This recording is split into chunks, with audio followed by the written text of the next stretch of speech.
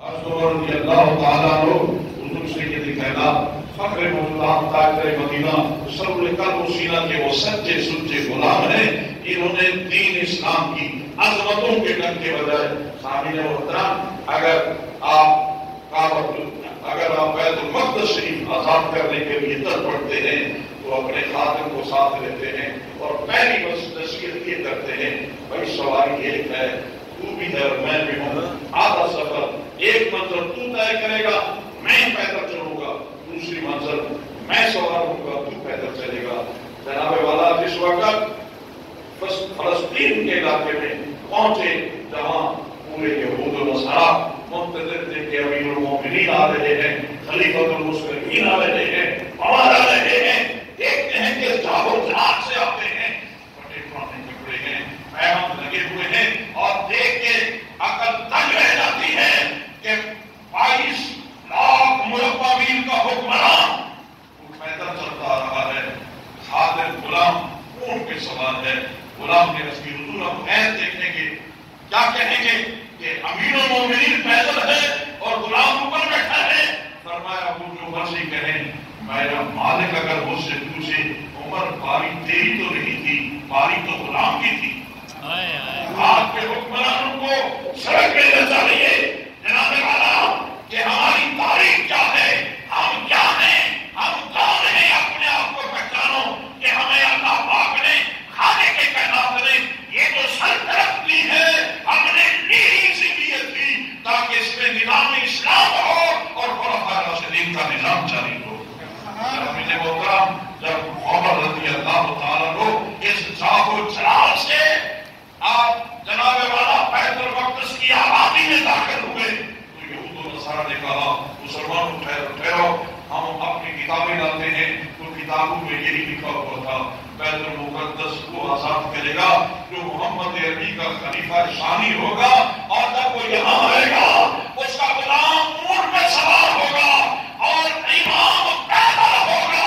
اور انہوں نے کہا ہم تم سے نہیں لڑ سکتے اس لیے کہ عمر ہی فاتح ہیں, پیچھے والی کتابیں بتا رہی ہیں یہ لوگ ان سے تم لڑ نہیں سکتے اس لیے کہ محمد عربی کے سچے سچے واقع ہیں.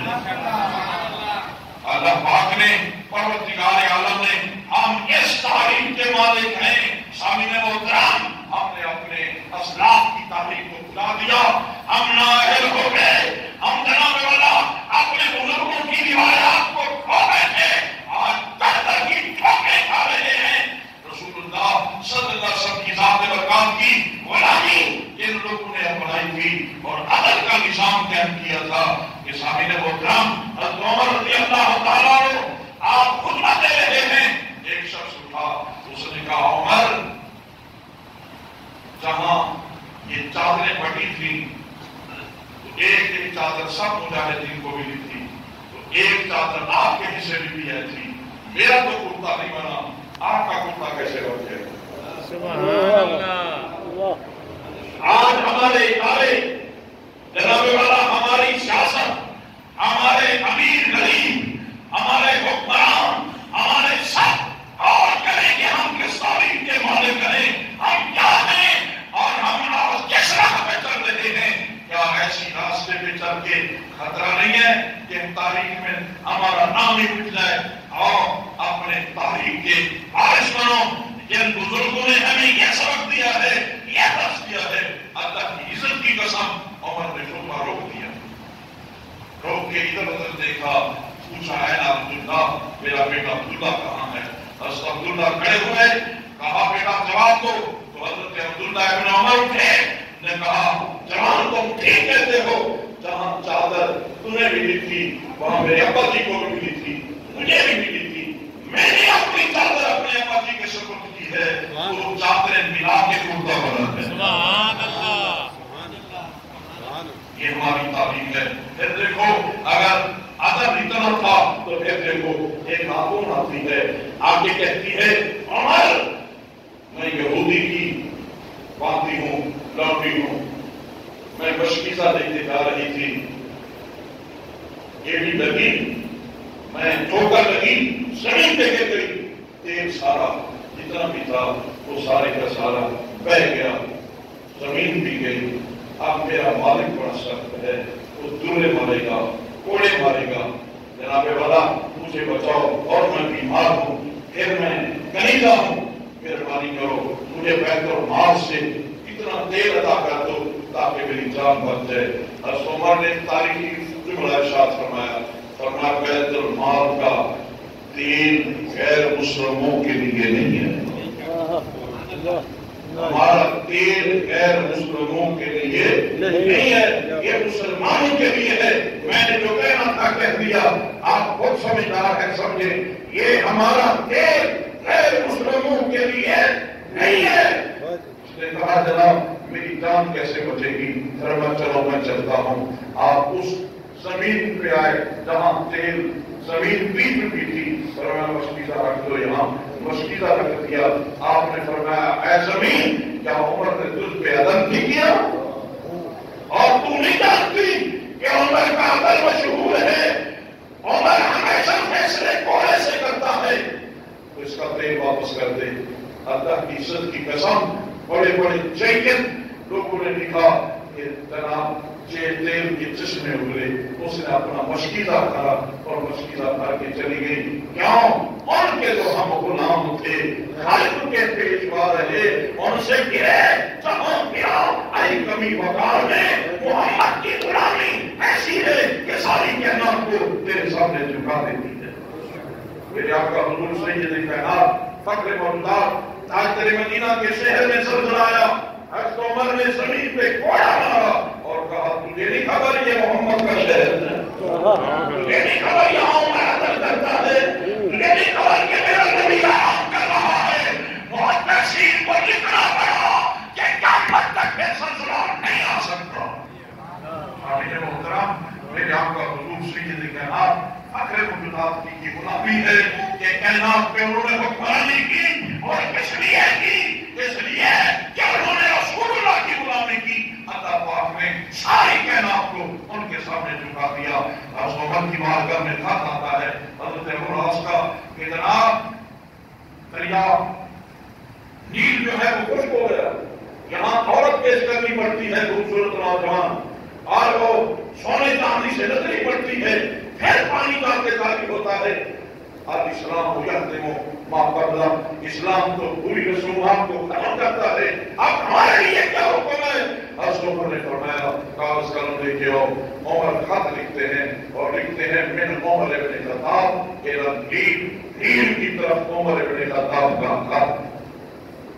آدم علیہ السلام سے لے کر آج تک کوئی ایسا خط دکھا دو کہ کسی نے دریا کو خط لکھا ہو؟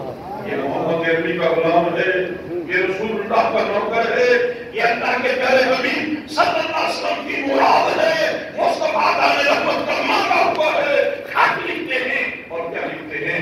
ان کنت تدری من امر اللہ، اگر اللہ کے حکم سے چلتا ہے تو میں حکم دیتا ہوں کہ اب کیوں رکا ہے؟ چل۔ ان کنت تدری من دیکھا، اگر اپنی مرضی سے چلتا ہے فلا عادت رکھا، ہمیں تیری کوئی ضرورت نہیں ہے، تو پھر اپنی مرضی کر، ہم اپنی مرضی کریں گے۔ حاضرین محترم، جب خط پہنچا اپنے بیگانے نے کہا کیا جواب دیا عمر نے کہا ان کو پتا نہیں، انہوں نے کہا کہ یہ دریا نیل کے ذروں کو خط دکھا دو، یہ اسے پڑھا دو، اس میں پھینک دو۔ اب بیگانے مسکرانے لگے، ہنسنے لگا، اپنی مذاق بنانے لگا، کہنے لگا عمر کیا عجیب انسان ہے، یہ خط کون پڑھے گا؟ ذرے پڑھیں گے، نہ آنکھیں ہیں، نہ زبان ہے، نہ کان ہے، نہ دیکھنے والے، نہ بولنے والے، انہیں پتہ نہیں کہ محمد کی غلام ایسے ہی فیصلہ کرتے ہیں۔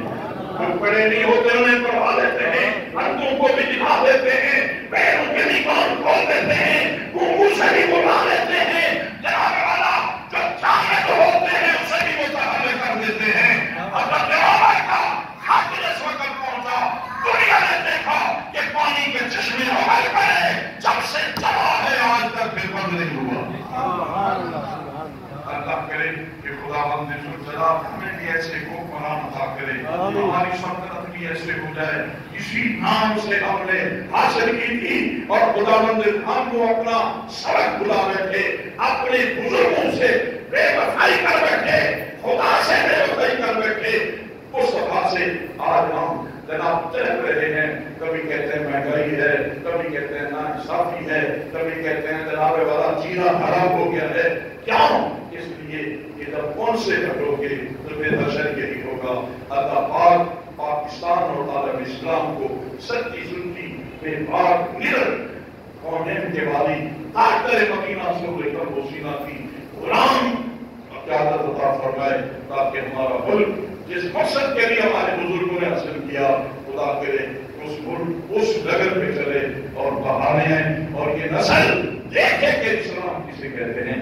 سامعین محترم، اللہ کی بارگاہ میں ہم دعا گو ہیں کہ خدا تعالیٰ پاکستان اور عالم اسلام اس وقت جن کیفیات سے گزر رہا ہے، ہر مسلمان کا دل رو رہا ہے، خون کے آنسو رو رہا ہے. دعائیں کیجیے، استغفار کیجیے اللہ کی بارگاہ میں اپنے اعمال پہ اور کیفیات پہ کہ کہیں ہم نے تو خطائیں نہیں کی. اپنے اعمال کو گریبان کو میں بھی جھانکوں، آپ بھی جھانکیں، تاکہ یہ بار بار غلطیاں ہم سے نہ ہوں اور ہم غور کریں کہ خدا بھی راضی ہو جائے اور مصطفیٰ بھی راضی ہو جائے اور ماں علیہ